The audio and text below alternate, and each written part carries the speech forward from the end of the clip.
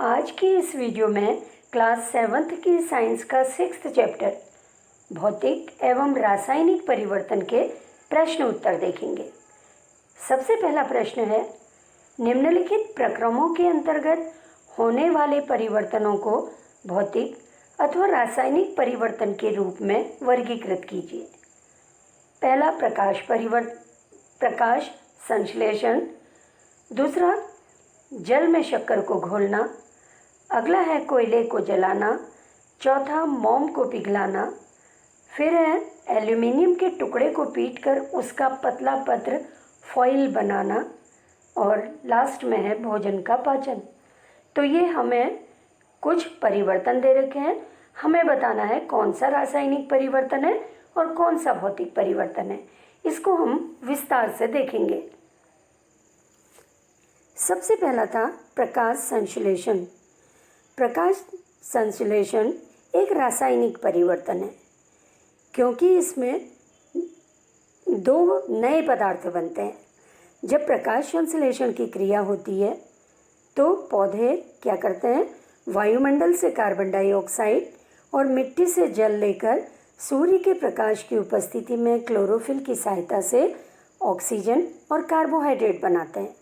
तो इस तरह से दो नए पदार्थ बने हैं, ऑक्सीजन और कार्बोहाइड्रेट, इसलिए प्रकाश संश्लेषण एक रासायनिक परिवर्तन है। इसी तरह से जल में शक्कर को घोलना, जल में शक्कर को घोलना एक भौतिक परिवर्तन है। इसमें कोई नया पदार्थ नहीं बनता है, और साथ ही जब शक्कर जल में घुल जाती है, इसको हम गर्म करके पानी को वाष्प बना के जब हम उड़ा देते हैं तो शक्कर बच जाती है। तो इस तरह से हमें पानी और शक्कर फिर से प्राप्त हो जाती है, इसलिए ये भौतिक परिवर्तन है। कोयले को जलाना ये एक रासायनिक परिवर्तन है। क्यों है? क्योंकि कोयले को जलाने से क्या होता है, प्रकाश निकलता है, ऊष्मा निकलती है, और साथ ही क्या होता है, इसमें कार्बन डाइऑक्साइड गैस बनती है, और अंत में राख बन जाती है। तो ये सब नए पदार्थ हैं जिनसे वापस कोयला नहीं बनाया जा सकता, इसलिए ये भी एक रासायनिक परिवर्तन है। मोम को पिघलाना एक भौतिक परिवर्तन है, क्योंकि पिघली हुई मोम को फिर से ठोस मोम में परिवर्तित किया जा सकता है। जब हम पिघली हुई मोम को ठंडा करेंगे तो ठोस मोम बन जाएगी, इसलिए मोम को पिघलाना एक भौतिक परिवर्तन है। एल्यूमिनियम के टुकड़े को पीटकर उसका पतला पत्र या फॉइल बनाना ये एक भौतिक परिवर्तन है। क्यों है भौतिक परिवर्तन? क्योंकि एल्यूमिनियम के टुकड़े को पीटकर जब उसका पतला पत्र बनाया जाता है या फॉइल बनाई जाती है, तो फॉइल के गुण एल्यूमिनियम के टुकड़े से मिलते हैं। तो एल्यूमिनियम का टुकड़ा और फॉइल जो है, इनके रासायनिक संगठन में कोई परिवर्तन नहीं होता, इसलिए ये एक भौतिक परिवर्तन है। इसी तरह से भोजन का पाचन एक रासायनिक परिवर्तन है। क्यों है रासायनिक परिवर्तन? क्योंकि भोजन के पाचन के फलस्वरूप जटिल पदार्थ सरल पदार्थ में बदल जाते हैं। अब यहाँ पे दे रखा है, देखिए कुछ सेंटेंस दिए हैं, हमें बताना है कि ये सत्य है अथवा असत्य। पहला है, लकड़ी के लट्ठे को टुकड़े में काटना एक रासायनिक परिवर्तन है। ये असत्य है, क्योंकि लकड़ी के लट्ठे का टुकड़े में काटने से उसके भौतिक गुणों में परिवर्तन होता है, लेकिन रासायनिक गुणों में परिवर्तन नहीं होता। पत्तियों से खाद का बनना एक भौतिक परिवर्तन है। ये असत्य है, क्योंकि पत्तियों से जो खाद बन रही है वो बिल्कुल एक नया पदार्थ है। इसी तरह से जस्ते लेपित लोहे के पाइपों में आसानी से जंग नहीं लगती है। ये सही है, क्योंकि जब लोहे के पाइप में जस्ते की लेयर लगा दी जाती है तो वो ऑक्सीजन के और नमी के संपर्क में नहीं आती और जंग नहीं लगती। लोहा और जंग एक ही पदार्थ है, ये दोनों अलग पदार्थ हैं। लोहे का सूत्र है Fe और जंग का सूत्र होता है Fe3O4। भाप का संघनन रासायनिक परिवर्तन नहीं है, ये सत्य है, क्योंकि भाप का संघनन भौतिक परिवर्तन है। अब यहाँ पर हमें दिया हुआ है कुछ सेंटेंस दिए हैं जिनमें बीच में खाली स्थानों को भरना है। तो देखिए पहला सेंटेंस, जब कार्बन डाइऑक्साइड को चूने के पानी में प्रवाहित किया जाता है तो कैल्शियम कार्बोनेट के बनने के कारण दूधिया हो जाता है। खाने के सोडा का रासायनिक नाम सोडियम हाइड्रोजन कार्बोनेट है। इसे सोडियम बाइकार्बोनेट भी कहते हैं। अगला है, ऐसी दो विधियां जिनके द्वारा लोहे को जंग लगने से बचाया जा सकता है। पहला पेंट करना और दूसरा गैल्वेनाइजेशन। तो इस तरह से ये दो विधियों के द्वारा लोहे को जंग लगने से बचाया जा सकता है। तो इस तरह से हम ये रिक्त स्थान जो दिए हुए हैं सेंटेंस में इसको भरेंगे। अब ये दो और हैं इसमें सेंटेंस। ऐसे परिवर्तन भौतिक परिवर्तन कहलाते हैं जिनमें किसी पदार्थ के केवल भौतिक गुणों में परिवर्तन होता है। और लास्ट है, ऐसे परिवर्तन जिनमें नए पदार्थ बनते हैं रासायनिक परिवर्तन कहलाते हैं। तो ऐसे परिवर्तन जिनमें नए पदार्थ बनते हैं उसे क्या कहते हैं? रासायनिक परिवर्तन कहते हैं। जैसे अभी हमने देखा प्रकाश संश्लेषण में नए पदार्थ बने, ऑक्सीजन और कार्बोहाइड्रेट, इसलिए प्रकाश संश्लेषण की क्रिया क्या है? रासायनिक परिवर्तन है। और भौतिक परिवर्तन में पदार्थ के केवल भौतिक गुण बदलते हैं। जैसे लोहे के टुकड़े को अगर हम और छोटे टुकड़े में बांट देते हैं तो उसका आकार बदल जाता है, लेकिन भौतिक गुण में परिवर्तन होता है, रासायनिक गुण में कोई परिवर्तन नहीं होता। अगला प्रश्न है, जब नींबू के रस में खाने का सोडा मिलाया जाता है तो बुलबुले बनते हैं और गैस निकलती है। यह किस प्रकार का परिवर्तन है? समझाइए। देखिए, जब नींबू के रस में खाने का सोडा मिलाया जाता है तो कार्बन डाइऑक्साइड गैस बनती है जो बुदबुदाहट के साथ बुलबुले के रूप में निकलती है। चूँकि इस प्रक्रिया में दो नए पदार्थ बनते हैं, अतः यह एक रासायनिक परिवर्तन है। इसमें नए पदार्थ कौन से बने? एक तो कार्बन डाइऑक्साइड बनती है और एक अन्य यौगिक बनता है। नींबू के रस में क्या होता है? सिट्रिक एसिड होता है। सिट्रिक एसिड का रिएक्शन जब खाने का सोडा या इसको बोलते हैं सोडियम हाइड्रोजन कार्बोनेट से कराया जाता है तो बुदबुदाहट के साथ कार्बन डाइऑक्साइड निकलती है। प्रश्न है, जब कोई मोमबत्ती जलती है तो भौतिक और रासायनिक परिवर्तन दोनों होते हैं। इन परिवर्तनों की पहचान कीजिए। ऐसे ही किसी ज्ञात प्रक्रम का एक और उदाहरण दीजिए जिसमें भौतिक और रासायनिक परिवर्तन दोनों होते हैं। आपने देखा होगा जब हम मोमबत्ती जलाते हैं तो क्या होता है? शुरू में मोमबत्ती पिघलती है और वो साथ ही जलती भी है। तो इसमें क्या हो रहा है? देखिए आंसर, जब मोमबत्ती जलती है तो इसमें सबसे पहले मोम पिघलना शुरू होता है, इसके पश्चात मोम जलता है। मोम का पिघलना एक भौतिक परिवर्तन है। चूँकि इसमें केवल मोम की भौतिक अवस्था में परिवर्तन हो रहा, ठोस से द्रव में परिवर्तन हो रहा, जबकि मोम का जलना एक रासायनिक परिवर्तन है, क्योंकि मोम के जलने में नए पदार्थ जैसे रोशनी, ऊष्मा, कार्बन डाइऑक्साइड, राख, धुआं आदि बनते हैं। अब इसी तरह से देखिए, जब टॉर्च के बल्ब को हम जलाते हैं तो यहाँ पर भी भौतिक और रासायनिक परिवर्तन होते हैं, क्योंकि बल्ब का जलना भौतिक परिवर्तन है, क्योंकि इसमें कोई नया पदार्थ नहीं बनता। हम बल्ब को जलाकर फिर से इसको बंद कर सकते हैं, ऑफ कर सकते हैं, लेकिन टॉर्च में लगे हुए सेल में रासायनिक प्रक्रिया होती है जिसके कारण टॉर्च के सेल में रासायनिक परिवर्तन होता है। तो इस तरह से जब हम टॉर्च का बल्ब जला रहे हैं तो बल्ब का जलना भौतिक परिवर्तन है और सेल के अंदर जो रासायनिक प्रक्रिया हो रही है वो रासायनिक परिवर्तन होता है। आपने देखा होगा टॉर्च में जो सेल लगा होता है, धीरे धीरे सेल क्या होता है, इसके जो रासायनिक पदार्थ होते हैं इनमें जब रासायनिक प्रक्रिया पूरी हो जाती है सेल काम करना बंद कर देते हैं। इसका मतलब सेल में रासायनिक परिवर्तन होता है, जबकि बल्ब का जलना क्या है, भौतिक परिवर्तन है। इसी तरह से मोमबत्ती जब जल रही है, मोम का पिघलना भौतिक परिवर्तन, मोमबत्ती का जलना रासायनिक परिवर्तन है। प्रश्न है, आप यह कैसे दिखाएंगे कि दही का जमना एक रासायनिक परिवर्तन है? देखिए, दूध से दही के जमने में एक नया पदार्थ बनता है, दही। दही के गुण दूध से बिल्कुल अलग होते हैं। दही से पुनः दूध प्राप्त नहीं किया जा सकता है, यानी दही का जमना एक अनुत्क्रमणीय परिवर्तन है। अतः दही का जमना एक रासायनिक परिवर्तन है। अनुत्क्रमणीय का मतलब होता है दूध से जब दही जम जाता है, दही को हम वापस दूध में परिवर्तित नहीं कर सकते, यानी ये अनुत्क्रमणीय अभिक्रिया है। प्रश्न है, समझाइए कि लकड़ी के जलने और उसे छोटे टुकड़ों में काटने को दो भिन्न प्रकार के परिवर्तन क्यों माना जाता है?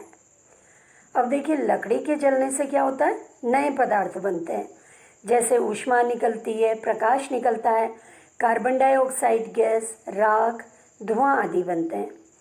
चूँकि जलाने के बाद हम लकड़ी को वापस नहीं पा सकते हैं, यानी लकड़ी का जलना एक अनुत्क्रमणीय परिवर्तन है। अतः लकड़ी का जलना एक रासायनिक परिवर्तन है। लेकिन लकड़ी को छोटे टुकड़ों में काटने पर भी वह लकड़ी के गुण वही रहते हैं, उसमें कोई नया पदार्थ नहीं बनता। लकड़ी के छोटे टुकड़े करने पर केवल भौतिक गुण या आकार में परिवर्तन होता है। अतः लकड़ी को छोटे टुकड़ों में काटना एक भौतिक परिवर्तन है। तो इस तरह से लकड़ी को जलाने पर क्योंकि नए पदार्थ बन रहे हैं, इसलिए लकड़ी का जलना रासायनिक परिवर्तन है। और लकड़ी को, लट्ठे को या बड़े टुकड़े को छोटे टुकड़े में काटना, ये क्या है, भौतिक परिवर्तन है, क्योंकि इसमें लकड़ी का केवल आकार बदल रहा है, केवल भौतिक परिवर्तन हो रहा है और उसमें कोई रासायनिक परिवर्तन नहीं होता।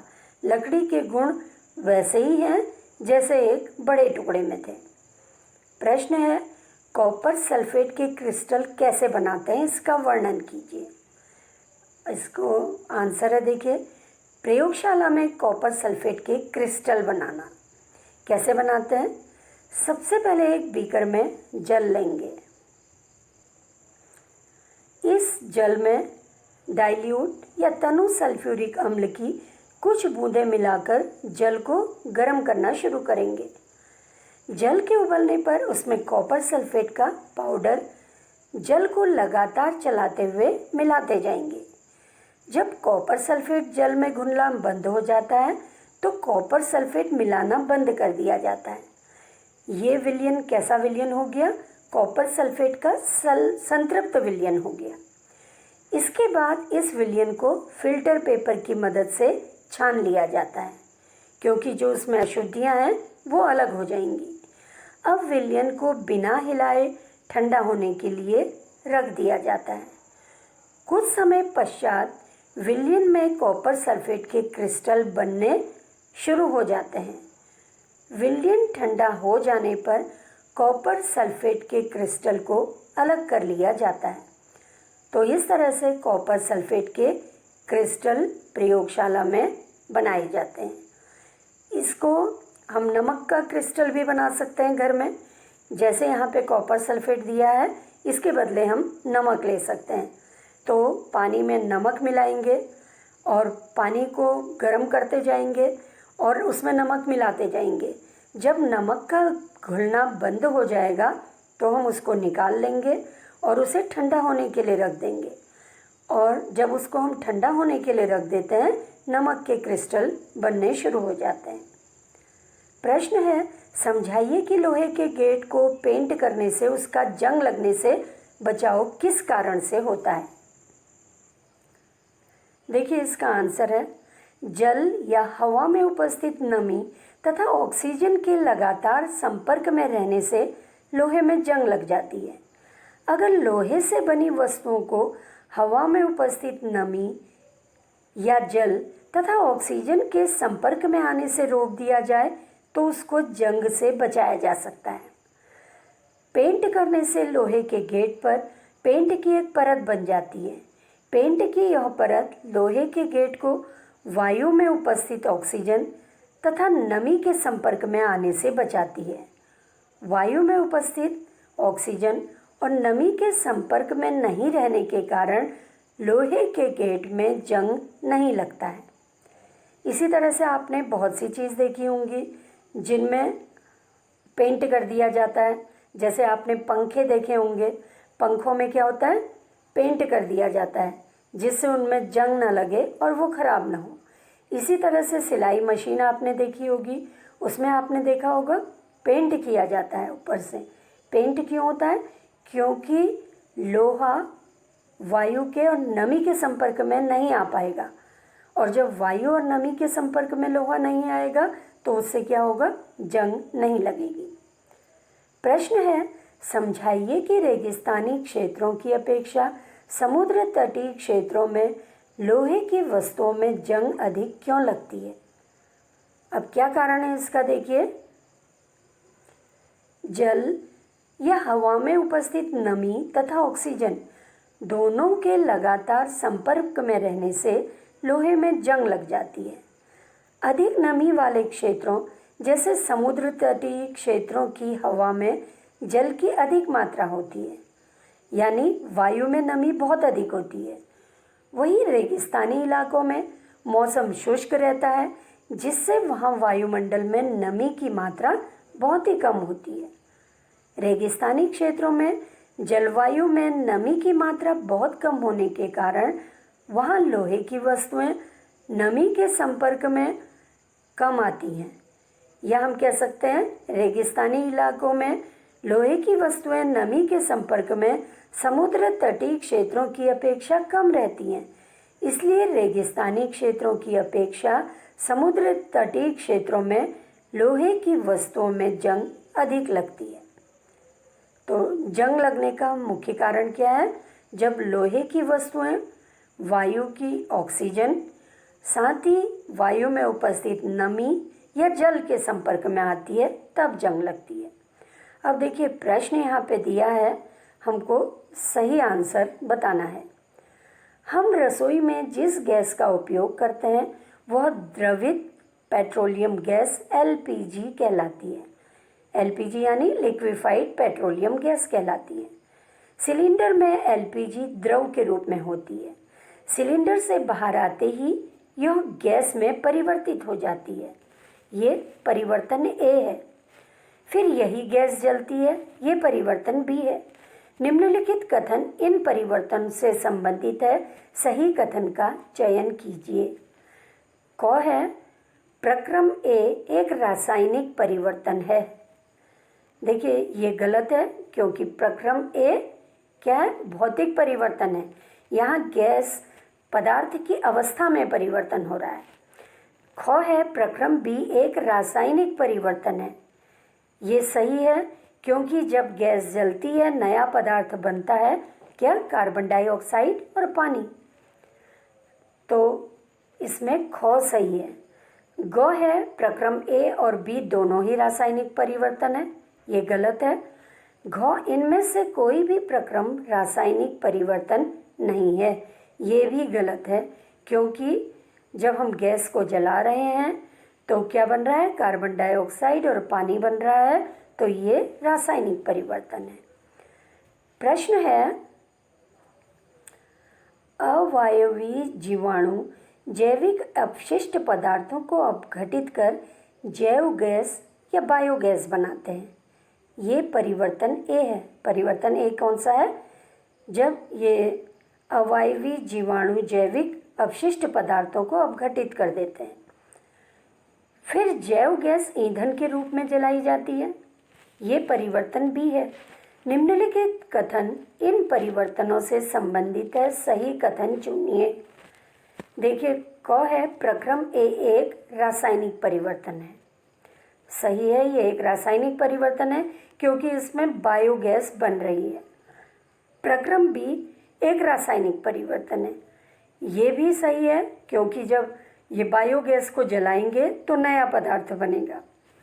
इसी तरह से देखिए ग है, प्रक्रम ए और बी दोनों ही रासायनिक परिवर्तन है, तो ये सही है। कौन सा सही है? ग वाला। ग क्यों सही है? प्रक्रम ए भी रासायनिक परिवर्तन है, प्रक्रम बी भी रासायनिक परिवर्तन है। घ है इनमें से कोई भी प्रक्रम रासायनिक परिवर्तन नहीं है। घ वाला भी गलत है, तो सही क्या हो गया? प्रक्रम ए और प्रक्रम बी दोनों ही रासायनिक परिवर्तन है, क्योंकि यहाँ पर नए पदार्थ बने हैं। उन नए पदार्थ से फिर से पहले वाले पदार्थ प्राप्त नहीं किए जा सकते हैं। तो इस तरह से ये प्रश्न उत्तर थे भौतिक परिवर्तन और रासायनिक परिवर्तन चैप्टर के।